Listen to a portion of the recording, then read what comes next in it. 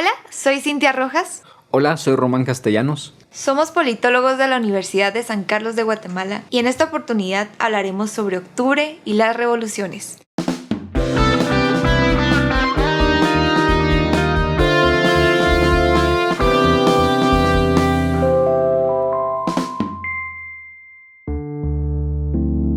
Decía Eric Hobsbawm que las revoluciones son siempre muy difíciles de analizar satisfactoriamente, porque están envueltas y deben estarlo por un lado de esperanza y desilusión, de amor, odio y temor, de sus propios mitos y de los de la contrapropaganda. En la historia ha habido revoluciones de revoluciones, y en octubre particularmente ocurrieron algunas muy emblemáticas, como en Guatemala en 1944, justamente el 20 de octubre. Antes de adentrarnos a este relato histórico, me gustaría saber cuáles son para ti las revoluciones más emblemáticas, Román. En América Latina, para mí, una de las revoluciones más emblemáticas puede ser la mexicana de 1910, que fue pionera en el reconocimiento de derechos sociales y laborales. Y por otro lado, fuera de la región, no hay que dejar de mencionar la revolución francesa, la revolución rusa, que por cierto fue en octubre también, y claro, regresando a América nuevamente, la revolución americana. Otra revolución poco estudiada pero muy relevante, siguiendo la línea de lo que mencionás, es la revolución iraní. Y hay que recordar que esta significó el establecimiento de una república islámica y teocrática que rompió con las influencias occidentales en aquella época, y eso es trascendental.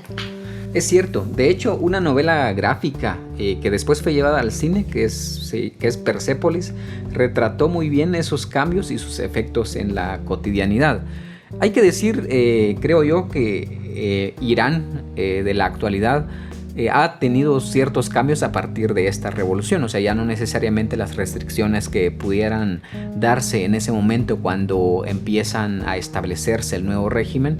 Creo que ha habido cierta evolución y esa rigidez con la que se llega al poder las nuevas autoridades que hacen la revolución conjuntamente con la sociedad, se va atenuando, digamos, estas restricciones y esta rigidez. No sé si tú habrás leído o visto esta película, que para mí fue genial porque no solo es un cómic, sino que también es una niña que creo que tiene una experiencia de vida que te retrata todo el contexto, el entorno, el impacto también que pueda tener en la vida de las personas ciertos cambios o transformaciones que son finalmente revolucionarias en términos políticos y culturales.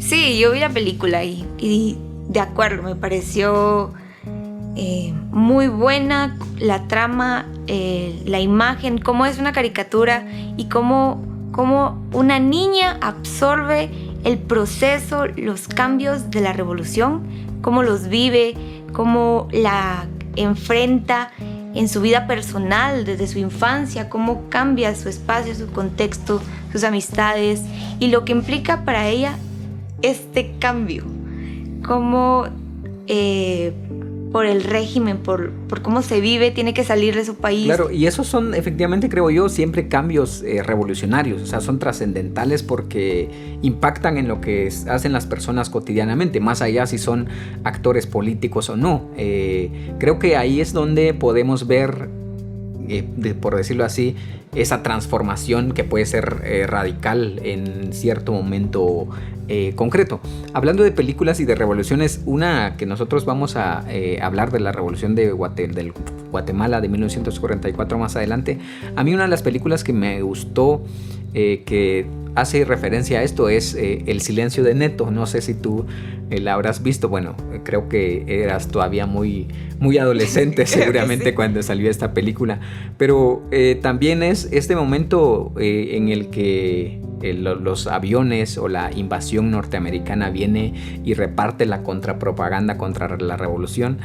Y las consecuencias que viene después en la vida de una familia, y en este caso es Neto. O sea, una película muy bonita y además creo que nos retrata muy bien como sociedad, porque ahí mismo se ve la cuestión del racismo, y luego, claro, las consecuencias políticas que hay en quienes son afines a la revolución y digamos, cuando otros toman el poder. Eso también es una bonita película. Ahora que lo recordaste me vino a la mente y creo que deberías de verla en algún momento y ojalá haya otro espacio para conversar de esto. Qué interesante lo que mencionas y realmente no la he visto, pero te prometo que la voy a ver.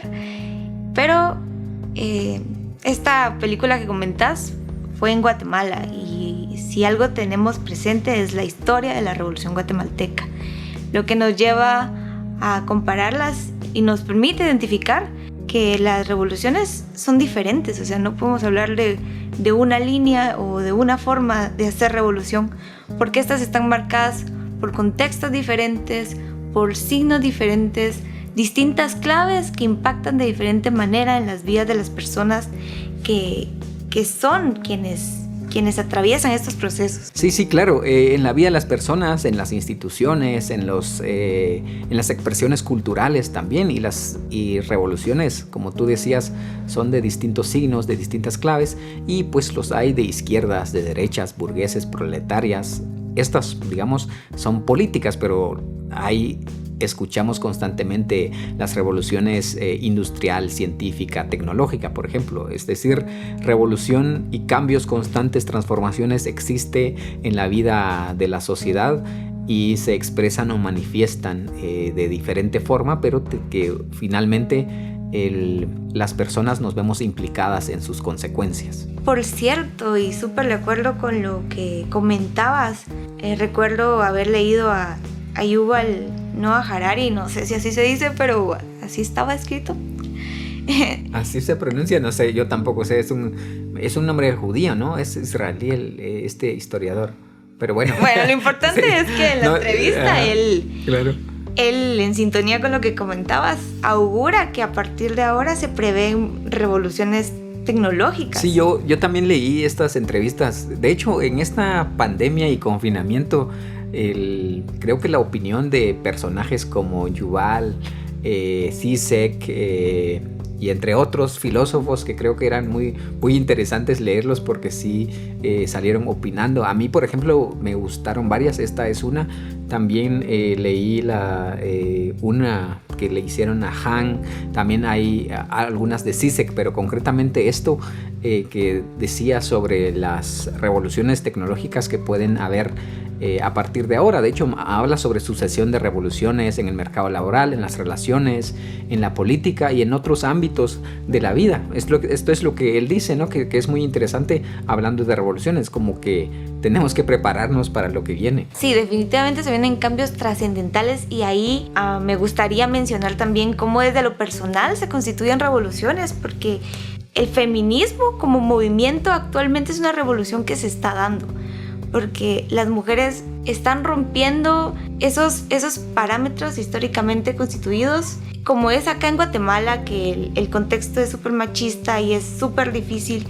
Yo creo que todos los movimientos feministas que alzan la voz en las plazas, en las redes sociales, también marcan ese punto revolucionario, porque quiero o no, está trascendiendo y está formando esos cambios, y eso para mí es revolucionario. Sí, bueno, claro. Y últimamente han habido muchas movilizaciones también, ¿no? Yo te vi la otra vez en la plaza en este contexto de manifestaciones y justamente por toda la violencia que se vive últimamente, y creo que efectivamente las mujeres como tú y todas las que se están movilizando también son efectos de cambios culturales que se van dando. Y aquí recuerdo lo que decía Gramsci, que la revolución siempre está precedida por permeación cultural, es decir, previamente a las revoluciones políticas siempre hay revoluciones culturales, que creo que van más o menos en la línea de lo que tú mencionabas. Uh-huh. Y regresando a este historiador. Sí, retomemos la entrevista. Porque creo que estábamos hablando de él, ¿no? De lo que decía sobre las revoluciones que pueden haber a partir de los cambios tecnológicos. No sé qué opinas sobre esto, porque creo que justamente todas estas movilizaciones que se van dando posiblemente podríamos atrevernos a decir que quizás ya sean expresiones de esto que él dice. No sé cómo lo ves. Sí, y otro dato súper interesante de lo que él mencionaba en la entrevista es que hasta establece los años y marca como que las perturbaciones en el 2025 se aumentarán y en el 2035 aumentarán aún más y que será mucho mayor en el 2045. O sea, es súper preciso con su análisis, ya que va del 25 al 35 al 45 y seguramente sí, serán décadas fascinantes para los politólogos y politólogas en cuanto a analizar si efectivamente los cambios revolucionarios se van a ir marcando en la línea que él menciona en su entrevista. Sí, independientemente de que si se den en los años concretos, lo cierto es que pues la tecnología y también la pandemia, yo lo que sí creo que se van a tener consecuencias sociopolíticas. Y bueno, ya lo vamos viendo, ¿no? Digamos, mucha gente ahora está más consciente de la importancia de los servicios públicos, por ejemplo, especialmente la salud, la educación o el acceso a internet, por ejemplo, que ahora muchos están teniendo clases virtuales, y creo que tú también veniste ahorita de una clase virtual. Pero digamos que hablando de eso, también sabemos que en el caso de nuestro país y América Latina, muchos niños y jóvenes no tienen acceso a internet, por ejemplo. O sea, hay ahí otra demanda de la gente muy pues legítima en términos del acceso a tecnología, por ejemplo.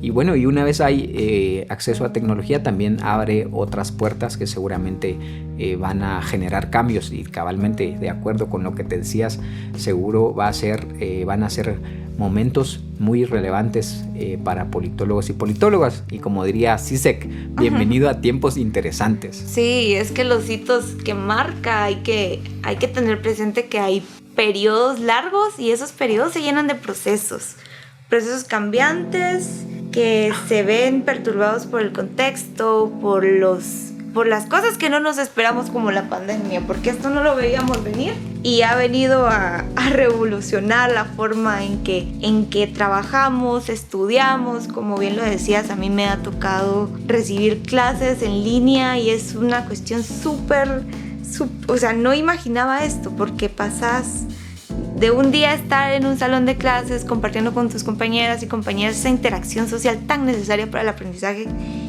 y 2 días después estás en la casa con la perturbación existencial de que no sabes qué va a pasar mañana porque esto es algo que no te esperabas, y tener que arrancar y plantearse como nuevos desafíos. Eso me parece también que es parte de esos procesos que escriben estos hitos revolucionarios que mencionaba Harari. Creo que así es Harari. Vamos a consultarlo luego. Sí, pero a mí me gustaría preguntarte cómo ves tú, y te lo pregunto como politólogo y dirigente político, porque sos diputado, y si a mí como estudiante me fue medianamente bien con la adaptación a estas nuevas dinámicas, bueno, me gustaría también preguntarte, o sea, ¿cómo lo has vivido como politólogo, diputado, político? Sí, no, me imagino. Nosotros, todos hemos vivido el confinamiento de una u otra forma. Particularmente, pues en mi caso, si seguimos teniendo sesiones del Congreso, por ejemplo, he visto que otros países sí implementaron sesiones virtuales, pero en nuestro caso tuvimos sesiones en todo este contexto y aprobamos algunas leyes de emergencia que en nuestro caso lo apoyamos. Y creo que lo importante, digamos, ya te decía, ¿no?, que en este proceso de confinamiento y estados de emergencia en todo el mundo, porque al final todo el mundo anda así. Uno ve ahora las noticias en cualquier país del mundo y todos andan con cubrebocas o con mascarilla, como decimos en Guatemala. O sea, al final esto es casi que mundial. O sea, bueno, no casi, sino que todos estamos inmersos en esto. Ahora, lo importante, creo yo, de las perturbaciones o clivajes, como dicen algunos politólogos, o procesos de cambio, digamos, creo que como politólogos o como pensadores de los procesos políticos, lo relevante, creo yo, es darle una interpretación adecuada con la mayor objetividad posible, si es que la objetividad existe, para esclarecer el horizonte de incertidumbre que genera todo esto, ¿no? Todos estos fenómenos que impactan en la vida de las personas. Creo que esto es lo que hay que tener claro, ¿no? Una buena interpretación con mucha objetividad para que seamos, qué sé yo, o para que los profesionales de la ciencia política sean referentes en la interpretación, sí, y den orientación a la sociedad y a quienes toman decisiones. Sí, eso es un punto súper válido, porque creo que como político, como actor, o sea, que estás en el terreno, en el campo de juego, esto también se constituye en una oportunidad, o sea, y no una oportunidad de beneficio propio o sacar provecho de la situación, sino una oportunidad de país, porque el hecho de que se alteran estas dinámicas cotidianas, como bien lo decías, esos procesos de cambio, se le puede dar una interpretación que nos permita plantear un horizonte de país que en este momento Guatemala lo tiene difícil, porque como lo conocemos, los diferentes procesos políticos que no se han dado y los que se han dado mal en Guatemala actualmente tienen al país en una crisis institucional, estructural, como el tema de las cortes. Llevamos más de un año sin elegir magistrados de la Corte Suprema de Justicia, salas de apelación. Las instituciones siguen en ese proceso de cooptación de la corrupción y el clientelismo. Entonces, también me gustaría preguntarte, como dirigente político, ¿cómo ves esto, lo que está pasando? Y claro, en términos de revolución, ¿cómo lo estás viendo? Sí, respecto a estas posibles transformaciones que se vayan dando, como bien lo decía el historiador, creo que ahí ya como actor político y como dirigente, o sea, como miembro de un partido, pero también lo digo ya como profesor de ciencia política, creo que me siento muy responsable, ¿no? O sea, creo que hay mucha responsabilidad en nosotros. Primero los que tenemos el privilegio de haber estudiado, y luego también este privilegio que nos brinda la gente para poder ser representantes suyos, que creo que lo que más me gustaría a mí es traducir este momento o los cambios y transformaciones que se vayan dando en un sentido progresista, es decir, de cambios positivos que favorezcan a los de abajo, por ejemplo.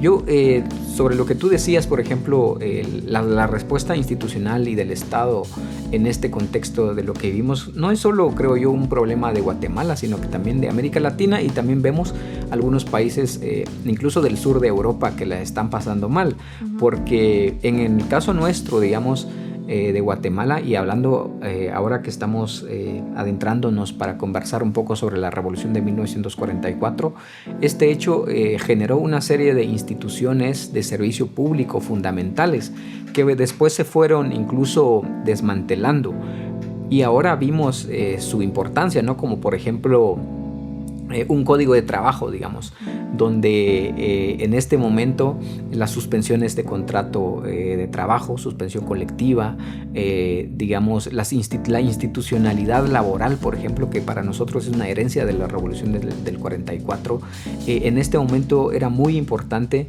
que reaccionara tanto para proteger a los trabajadores como también garantizarle incluso certezas a los empleadores, por ejemplo, que no pasó así.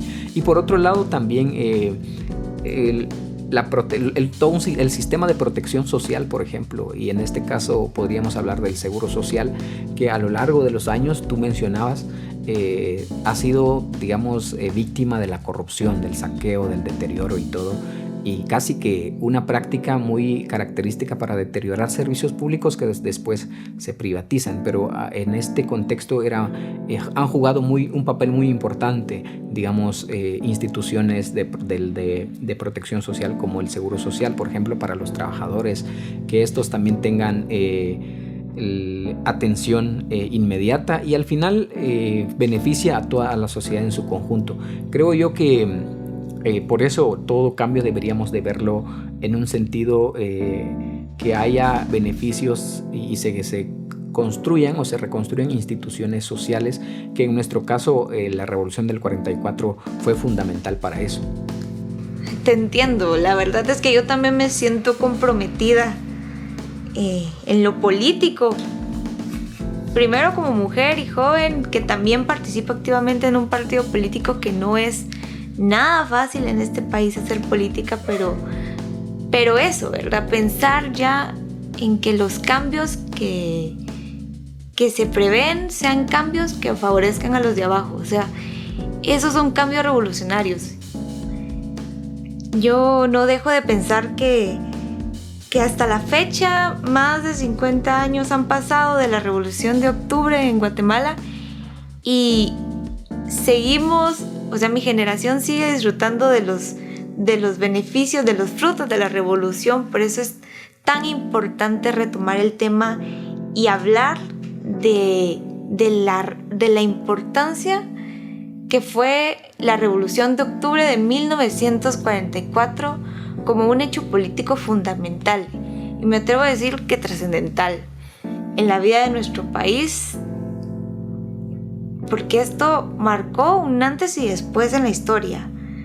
Las grandes transformaciones que iniciaron en esa fecha son procesos que, aunque no culminaron, nos dieron la base que hasta la actualidad nos permite pensar en el futuro.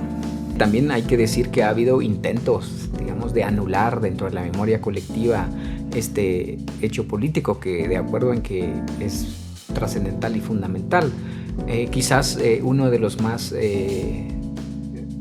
importantes a lo largo de nuestra historia, porque efectivamente han habido varios hechos políticos. Por ejemplo, para hablar de revolución podría mencionar la revolución liberal, entre comillas, que pues porque no tenía nada de liberal. Ajá, que fue, digamos, como las independencias en América Latina, es decir, que a veces lo hicieron las élites, o por lo menos el caso de Guatemala, para mantener el control del poder, solo que ya más independiente de la corona, por ejemplo.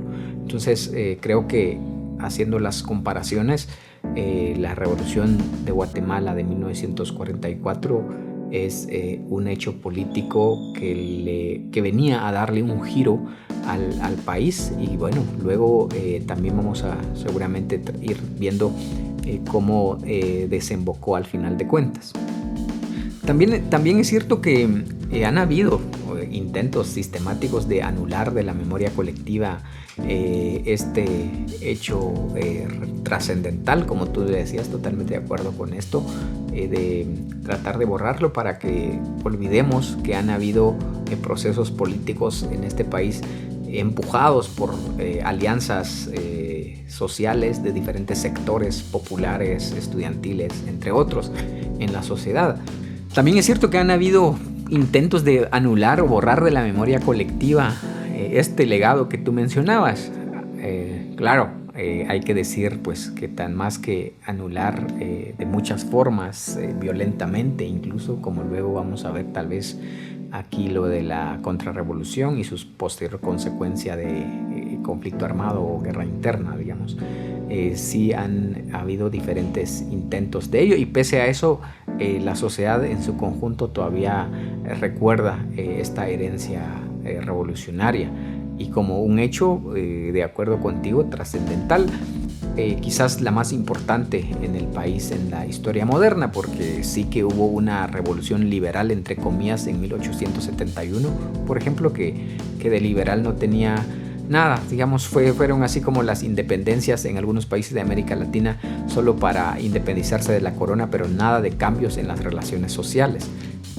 Sí, de acuerdo. La revolución liberal realmente no provocó cambios trascendentales en lo mínimo, y tampoco en las relaciones de poder, porque luego de estas se mantuvieron los regímenes autoritarios, que en lugar de terminar con esta servidumbre y explotación que desde la colonia se instaló en las comunidades indígenas, en el caso de Guatemala, sobre todo la explotación de las mujeres indígenas en lo laboral, en sus cuerpos, en vez de cambiar, de alterar esos patrones, lo que hace es profundizarlos e institucionalizarlos como políticas de Estado, situación que ha perdurado hasta la actualidad, porque desde ese momento, bueno, desde antes, pero en ese momento que se consolidan,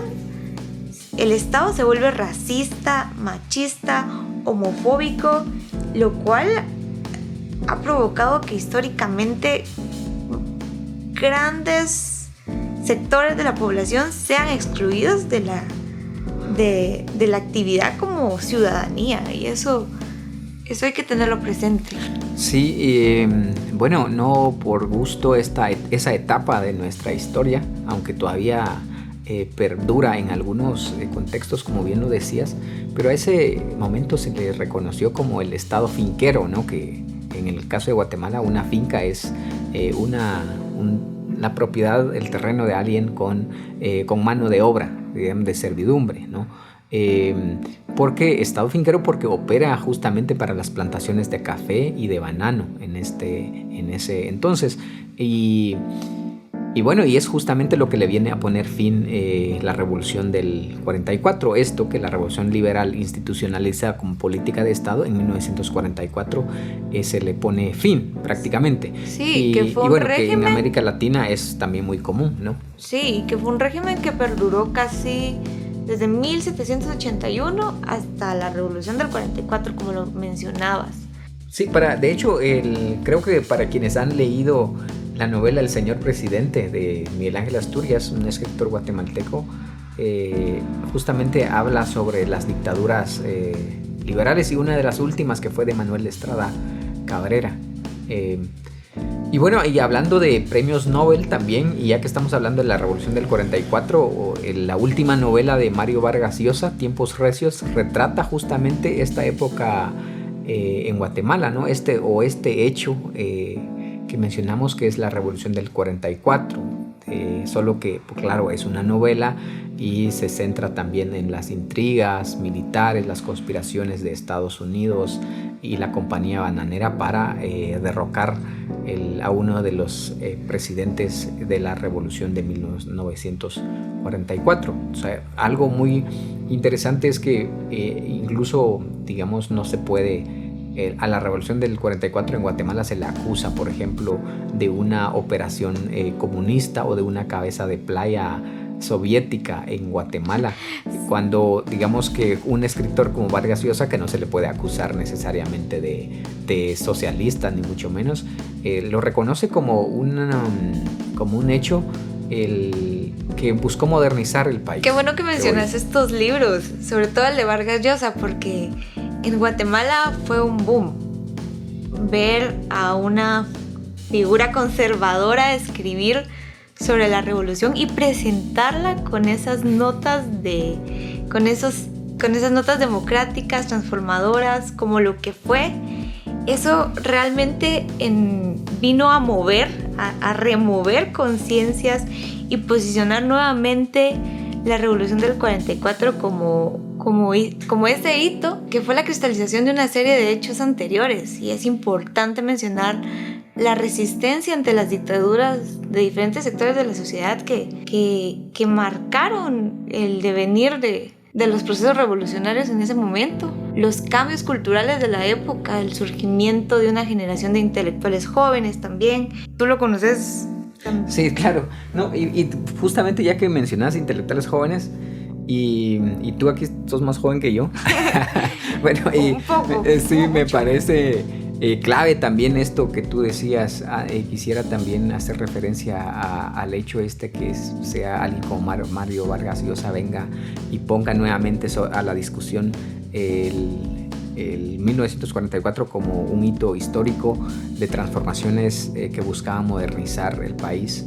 Creo que no vino, digamos, para algunos intelectuales o académicos, historiadores, podríamos decir, que no vino a decirnos cosas que no supiéramos, por decirlo así. Exacto. Quienes estamos dedicados, pero sí que vino a poner, digamos, en la opinión pública, e incluso que alcanza a nuevos actores y sectores dentro de la sociedad, lo que muchos han negado históricamente, por lo que yo te decía, ¿no? Como la búsqueda anular en el imaginario colectivo en 1944, o de tacharlo y de categorizarlo de otra forma, de forma despectiva, por ejemplo. Creo que esto es lo importante de esta novela.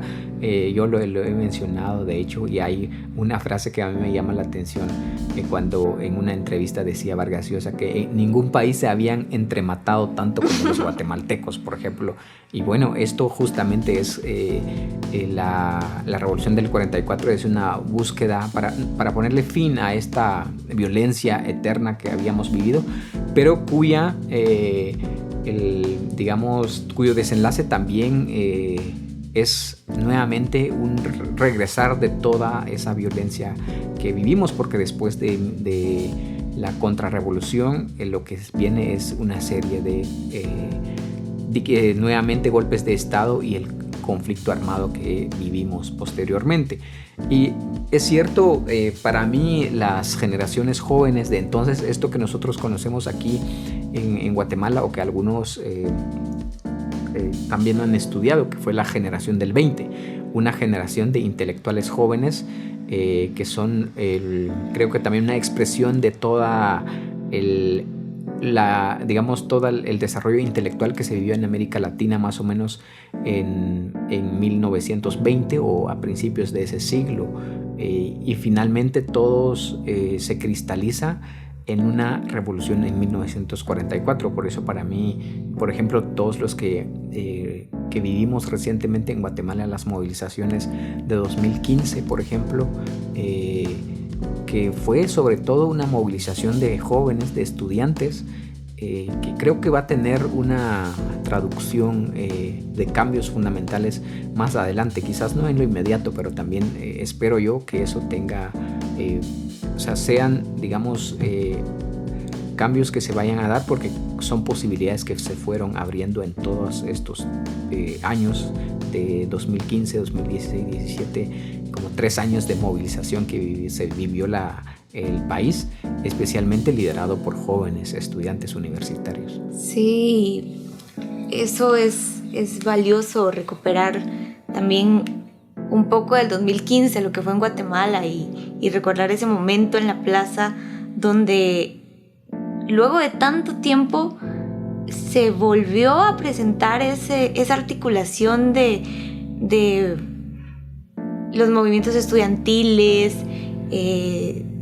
la sociedad civil, los pueblos indígenas, que a raíz de ese hartazgo del sistema, de lo que se estaba viviendo siempre con la política, nos volvemos a encontrar en la plaza y marcamos la oportunidad de arrancar con esos procesos que, bueno, pudieron ser o aún pueden ser una revolución, no se sabe, no es algo que se pueda definir, y no solo mencionarlo, sino compararlo un poco con lo que fue la revolución del 44, que también una característica de esa fecha fue estudiantes, profesionales, militares jóvenes y trabajadores que en su conjunto lograron derrocar el gobierno provisional de Ponce Baides, que en ese momento era el sucesor del expresidente Jorge Ubico, quien fue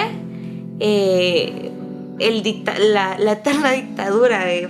Bueno, hay que decir que Jorge Ubico fue el último presidente de estos regímenes de dictaduras liberales que mencionamos, que empezó en 1871, ¿no? Que en 1944, después de 14 años de gobierno, es derrocado por lo que tú decías, una alianza entre la ciudadanía y los diferentes sectores de la sociedad que tú caracterizabas muy bien, y que creo que el contraste que hacías con lo del 2015, por ejemplo, la movilización que mencionabas también, sus características y los actores involucrados, creo que hay otro dato también importante para mí mencionar, es lo transversal que fue, o bien más bien de un carácter, por decirlo de alguna manera, policlasista o interclasista, porque habían trabajadores, empresarios, las clases medias, estudiantes de universidades públicas y privadas que convergieron en esta movilización del 2015, que también paradójicamente se tradujo finalmente en la renuncia, el derrocamiento de un presidente también militar, ¿no? Como lo fue en su momento.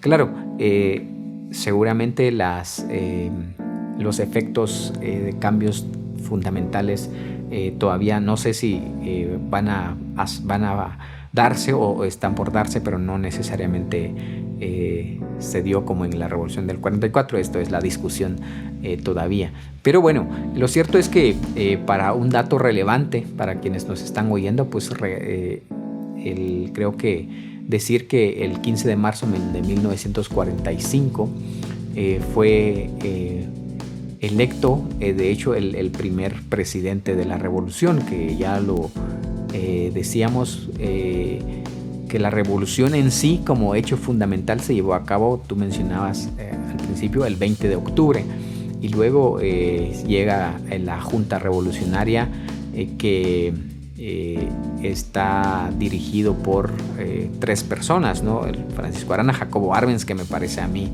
clave porque es quien después también es presidente, Jorge Toriero, o sea, 3 personas que creo que asumen temporalmente la conducción del país, o sea, además que Arbenz era un militar, un oficial muy joven, entonces, ¿no?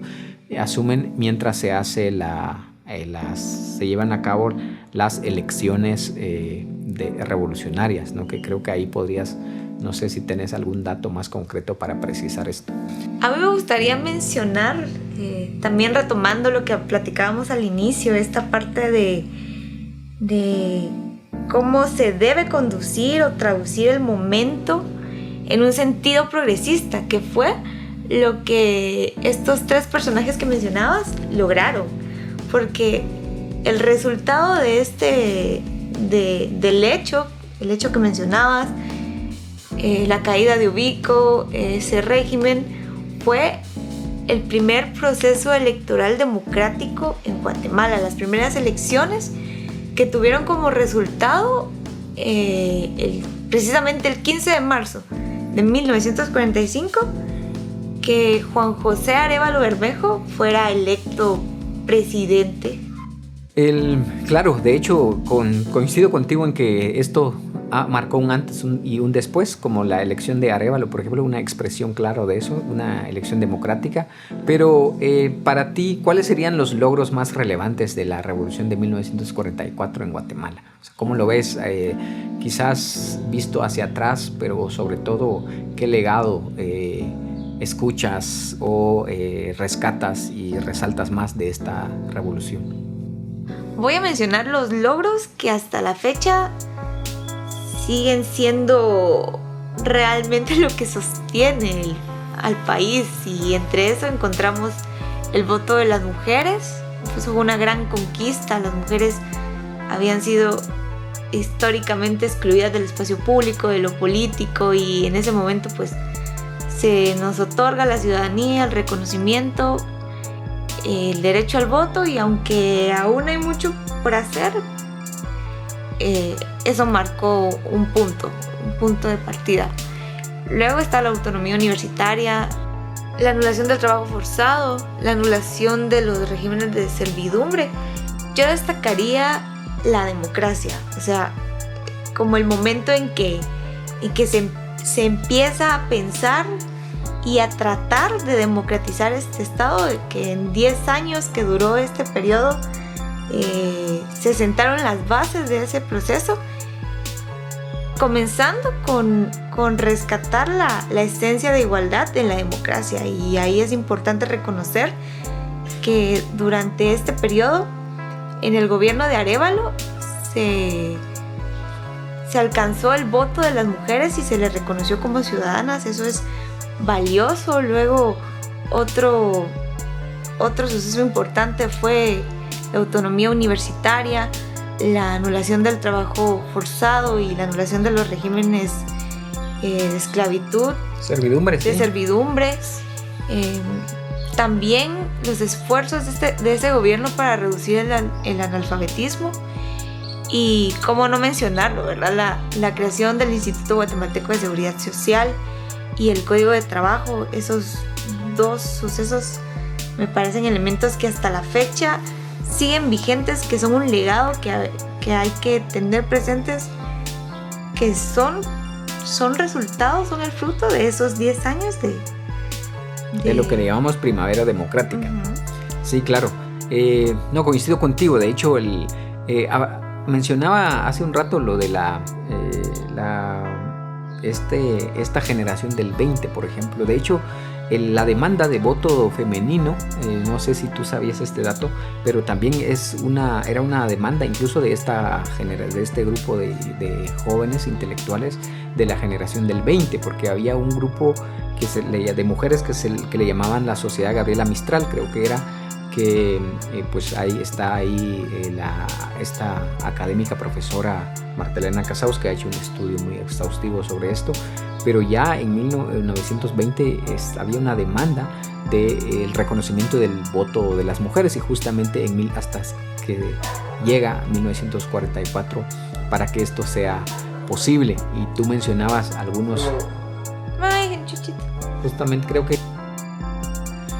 Y que efectivamente esta generación fue fundamental para que en 1944 se hayan dado estos cambios, donde justo lo que tú mencionabas, el reconocimiento del voto de las mujeres fue uno de ellos, ¿no? Y por mencionar, creo que algunos logros que tú ya listaste algunos, pero habría que poner varios ahí. Por ejemplo, creo que el Banco de Guatemala, o su creación o su autonomía, también es más o menos de esa época, pero también se reconoce, por ejemplo, algo que cuando uno estudia en la primaria, los profesores le recuerdan muy bien, que la ley de dignificación magisterial, por ejemplo, que reconoce el derecho de los trabajadores del magisterio, también es un legado de la Revolución del 44, entre otros, ¿no? Pero sobre todo, creo yo, lo relevante ahí es la modernización del país, la democratización de las relaciones sociales y el ejercicio del poder, y también empezar a constituirnos como un Estado constitucional con elementos del constitucionalismo social, que los constitucionalistas sabrán más sobre esto, pero se reconoce una serie de derechos y de libertades incluso de la ciudadanía, ¿no? Pero como digamos, esta revolución también tiene un fin muy trágico, ¿no? Que es su derrocamiento, que lo conocemos como la contrarrevolución en 1954, y por eso de 1944 a 54 ya tú decías que en Guatemala lo conocemos como la primavera democrática.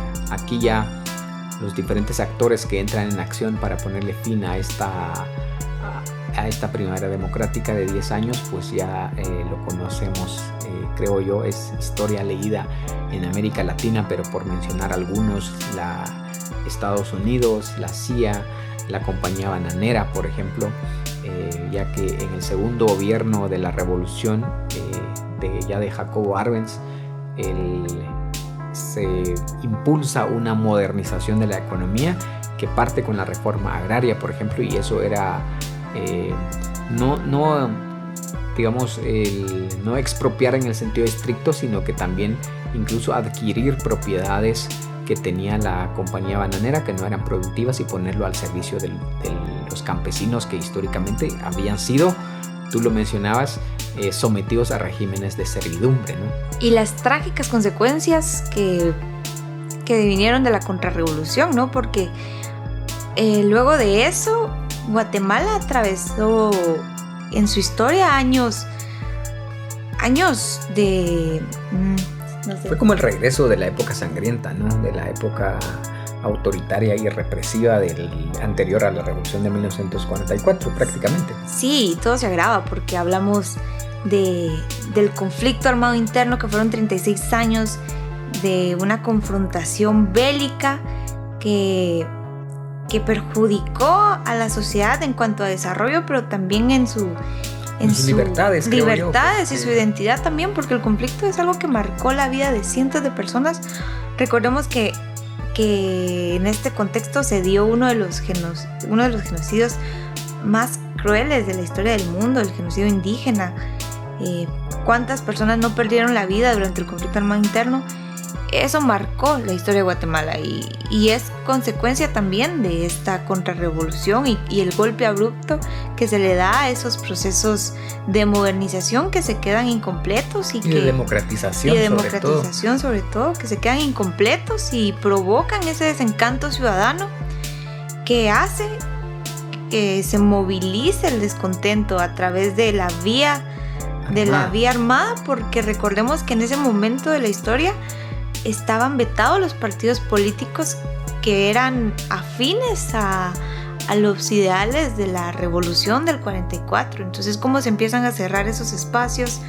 ¿Cómo prácticamente, digamos, se pone fin a las libertades de asociación, libertad de expresión, que fueron las grandes también conquistas de la revolución de 1944, y lo que tú mencionabas sobre la proscripción de partidos políticos afines a esos ideales y el inicio de la represión contra las expresiones contrarias a las dictaduras militares que empiezan a regir a partir de 1944 y los posteriores golpes de Estado hasta 1996, que firmamos la paz, pero que digamos la represión contra estudiantes, contra activistas, contra líderes sindicales, que justamente lo que tú decías da pie a que algunos decidan tomar las armas y se van por la vía de la guerra de guerrillas. Y que bueno, esto ya es en un contexto ya donde la Guerra Fría juega ya un marco general de todo esto, ¿no? Y también la revolución cubana que se da después de eso. Creo que todos estos hechos son consecuencias de esta contrarrevolución en Guatemala. Digamos que creo que ahí hay que decir que al principio mencionabas revoluciones emblemáticas. Creo que la cubana también es una de ellas, solo que más recientemente. Y de hecho, para decirlo así, Vargas Llosa, por ejemplo, decía que la revolución cubana no se hubiera ido por esa dirección si Estados Unidos no hubiera derrocado a la revolución en Guatemala, por ejemplo. Pero bueno, esto es otra discusión. Tal vez para ir cerrando, ya que se nos ha alargado el tiempo aquí, ¿cuáles serían tu reflexión final? Como joven, estudiante y también politóloga, experta en todo esto ya, ¿con qué crees que deberíamos de cerrar esta discusión? Retomando la revolución, traerla nuevamente a la actualidad, reflexionar sobre ella, pensarla, rescatar su legado que está tan presente, pero como bien lo decías al inicio, hay esfuerzos que buscan borrarlo del colectivo social y eso trae fuertes implicaciones en las generaciones jóvenes, como bien lo mencionabas. En mi generación es poco lo que se habla de este hito, aún en las ciencias sociales. También se amarra a la revolución tecnológica, que hay nuevos temas surgiendo más actuales que emergen y son como de atención para nuestras ramas, pero se rompe el análisis y ya no vemos como la secuencia que hay entre este proceso revolucionario, sus consecuencias, su legado. Y al borrar eso del imaginario, al borrar eso de las aulas, de las calles, de los espacios políticos, debilita nuestra memoria histórica y debilita la capacidad de tener la lectura concreta del porqué de nuestro país, de la actualidad, y complica un montón plantearse escenarios a futuros positivos en cuanto a los cambios que este país necesita.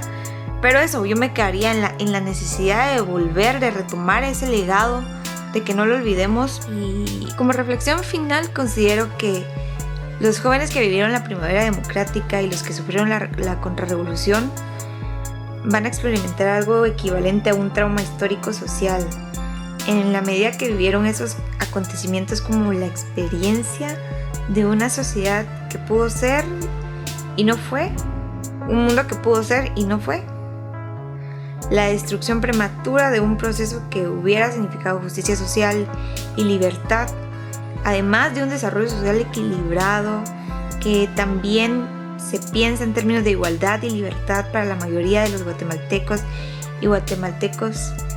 Ese trauma colectivo precisamente va a explicar el proceso de lucha revolucionaria que va a determinar nuestra historia reciente. Eso considero yo que es la reflexión final, pero no sé qué pensás, ¿cómo lo ves tú? Sí, de acuerdo, creo que es un trauma histórico que se viene viviendo, ¿no?, a lo largo de estas décadas posteriores a 1944, ¿no?, hasta la fecha. Yo creo que ahora que estamos en octubre y se acercan los días para conmemorar esta revolución en Guatemala, creo que esta conmemoración habría que exaltarla, digamos, porque fue el momento en el que se buscó un tipo de sociedad y Estado diferente, digamos, donde las relaciones sociales y políticas no fueran en las lógicas autoritarias ni represivas como lo vivimos antes y posterior a la misma revolución. O sea, incluso se buscaba un tipo diferente de ser humano, creo yo, cuando se apostó también por la cultura y por la democracia, en donde incluso una sociedad en donde la satisfacción y la felicidad de uno, digamos, es la condición de felicidad para todos. Creo que eso es, hay que conmemorar la Revolución de Octubre en ese marco, y como hecho o como hito histórico no pierde actualidad, porque muchas de las tareas económicas, sociales y políticas que se propuso entonces, o que se propusieron para entonces, todavía no han sido acabadas. O sea, hay una tarea en adelante, y estos hechos históricos, como el caso concreto que se dio en Guatemala, también es una experiencia que vivimos en cualquier país de América Latina, creo yo. Bueno, esto es lo que tengo que decir. Gracias, Cintia, por esta discusión. Me parece muy positiva, y ojalá podamos seguir conversando. Así que, y a todos quienes y a todos y todas quienes nos escucharán, saludos desde Guatemala. Soy Román Castellanos. Bueno, gracias a quienes nos han escuchado. Mi nombre es Román Castellanos. Gracias, mi nombre es Cintia Rojas, y fue un placer haber tenido esta plática contigo, Román. Espero nos sigamos encontrando en más espacios para abordar este tema y todos los que quedaron pendientes. Será un gusto.